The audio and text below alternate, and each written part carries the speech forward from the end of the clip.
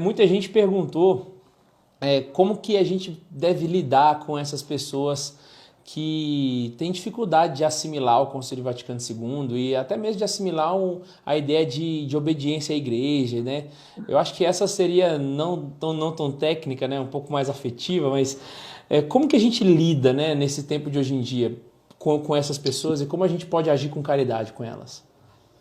Olha, então, eu costumo dizer que é, dentro da igreja existe um ambiente protestante, no sentido de protestantizar, né?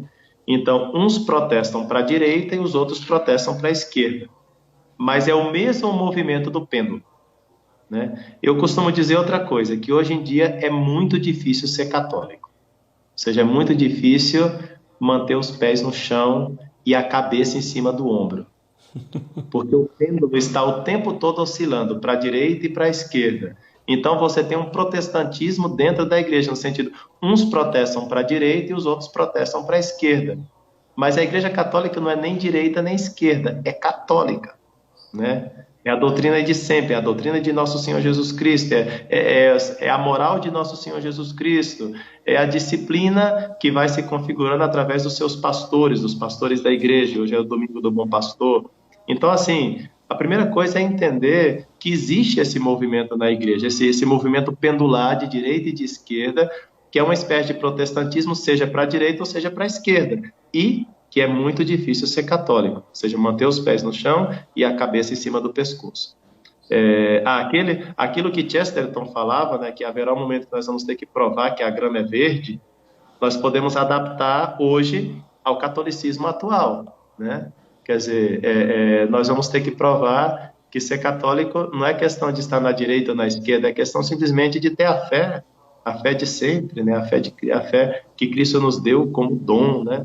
E, portanto, eu não posso viver essa fé em outra estrutura que não a católica. Pelo menos para nós que somos católicos, isso tem que ser uma convicção profunda. Eu não estou falando aqui para os protestantes, para os evangélicos, né, que não pensam dessa maneira. Eu respeito a consciência deles. Quero que se convertam todos à Igreja Católica, evidentemente, mas os respeito, né, dentro das convicções que até agora eles chegaram. Bom, a primeira coisa é isso, né? Entender isso que existe, porque a gente não consegue ajudar os outros se a gente não os entende, né? Tem que entender o próximo. E depois, muitas vezes, mais do que ficar discutindo, você já notou quando você tenta discutir com um protestante pentecostal, né? Ele é como um peixe que você não consegue pegar por lado nenhum, né? Porque ele escorrega o tempo todo. Aí fala, porque vocês católicos são idólatras, as imagens, tá? Você explica sobre as imagens. Quando você está quase concluindo sobre a imagem, ele fala, não, mas vocês também adoram Maria. Aí vai para Maria, né? Aí quando você está quase provando Maria, aí ele já vai para o purgatório, né? Aí você tem que falar, ó, para. Ó, vamos fazer o seguinte, vamos falar só sobre o purgatório hoje. Enquanto você não me disser que você está errado sobre o que você pensa sobre o purgatório, nós não vamos mudar de tema. Falta foco também, né? A gente acaba sendo como protestantes que lançam os vários temas e não focam em nada, né? De tal maneira que acaba não falando nada. Então, isso daí é importante. Se você quer ter uma discussão séria, pede para essa pessoa não perder o foco, se manter num único tema e, principalissimamente, acima de tudo, a caridade, né? A caridade. Então, em vez de ficar trabalhando muito essas questões doutrinais, muitas vezes você tem que fazer é compreender, é entender, é escutar. Eu penso assim, eu tenho certeza que quem está na verdade não tem que ter medo de entrar em contato com as pessoas que não estão na verdade, né? Porque você está no alicerce firme de Cristo, da igreja, né? Então, por isso vocês observam, todo mundo se junta para atacar a igreja católica, e a gente tem que continuar sorrindo, né? A gente sempre fez isso, né? Tem que ser assim, nada justifica uma falta contra a caridade. Então, assim, entender mesmo as pessoas, né? A pessoa não aceita o Papa agora, não aceita o concílio, não aceita não sei o quê. Tá, você não vai conseguir convencê-la da noite para o dia de tudo isso, né? Entenda que essa pessoa quer ser um bom católico, né? Porque essas pessoas querem ser bons católicos, não é verdade? Eles estão fazendo isso justamente porque eles querem ser bons católicos.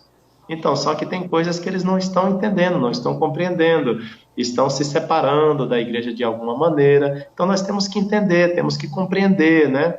E quem fala aqui é um padre neocon, de acordo, né? Que tem essas ideias, né? Mas eu sou filho da igreja, né? Eu não posso me considerar, enfim, dentro dos esquemas católicos se eu não estou nessa estrutura visível da Igreja Católica que com certeza teve um Vaticano II. Não posso prescindir disso aí.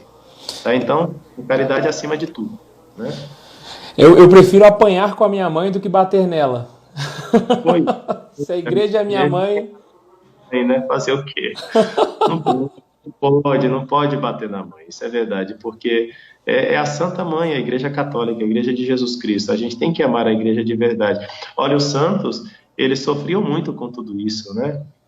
Choravam, porque realmente eu não posso aqui também dizer que tudo é perfeito depois do Vaticano II, que não tem nenhuma bagunça na liturgia, né, que a moral é excelente, que os casais têm mais filhos, que as pessoas rezam mais. Não vou dizer isso aqui também. Eu também não vivo no mundo do Chapeuzinho Vermelho, né, da Branca de Neve. Eu sei dos problemas reais que houve após o Vaticano II. Eu não estou cego para ver esses problemas, né? Realmente houve muitos problemas, mas a análise deve recair somente sobre o Concílio Vaticano II. Não existem outros movimentos, outras realidades, outras coisas que influenciaram em toda essa derrubada, essa secularização, essa laicização terrível que nós estamos vivendo, esse laicismo terrível que nós estamos vivendo hoje. Então, quer dizer, tem que ter análises maiores, e ao mesmo tempo, eu não vou dizer que tudo está ótimo após o Vaticano II, né? Tem muitos desafios após o Vaticano II. E aquilo que é abuso na fé, abuso na liturgia, abuso nos costumes, todos nós sofremos com isso. Os bons padres sofrem, os bons bispos sofrem, né? Enfim, os leigos, né, sofrem com isso. Mas temos que fazer como Santa Catarina de Sena, que sofreu com a igreja. Temos que fazer como São Francisco, que sofreu com a igreja, como São José Maria Escrivá, que praticamente ficou cego de tanto chorar pela igreja, rezando, se sacrificando, amando a igreja, né? E quando ofereceram para ele a possibilidade de celebrar a missa antiga, ele falou: olha, agradeço muito essa possibilidade, mas como eu sou filho da igreja e o Papa está querendo que eu celebre a missa nova, eu vou celebrar a missa de 1970. E um sacerdote já ancião lutando ali para aprender a celebrar uma missa que nos últimos 50 anos ele não havia celebrado. Reaprender, mas, né? Aprendendo tudo, né? Como se ele voltasse a ser um seminarista para aprender a celebrar essa nova missa, né? Também não tinha muito o que aprender. Vamos diminuir a dramaticidade do assunto também. Não é tão difícil. Mas essa missa agora é muito mais fácil de celebrar do que a antiga, evidentemente. Mas, enfim, que bonito ver os nossos santos, como eles sofrem com a igreja, eles veem o positivo, eles têm uma visão equilibrada, eles têm uma visão de mundo, uma visão de igreja católica. Eles não deixam o pêndulo levá-los ou para a esquerda ou para a direita, né? É bonito ver São José Maria Escrivá em algum momento nos seus vídeos com aquela energia que lhe caracterizava. Ele fala, nada de esquerda, de direita. Olha, que venham todos, o sacerdote acolhe todos e nós acolhemos todos, os da direita, os da esquerda, os de frente, os de lado, os de cima, os de baixo. Todos, né, são bem-vindos para o contexto da salvação, que é a Igreja de Jesus Cristo. Então, quer dizer, é isso, né? Os santos, eles sabem os problemas que têm, mas eles não se desesperam, eles não se separam da igreja, eles sofrem com a igreja, amam a igreja e estão nesta igreja no tempo que lhes cabe viver, com as dificuldades e alegrias. Ou melhor, vou inverter, com as alegrias e as dificuldades.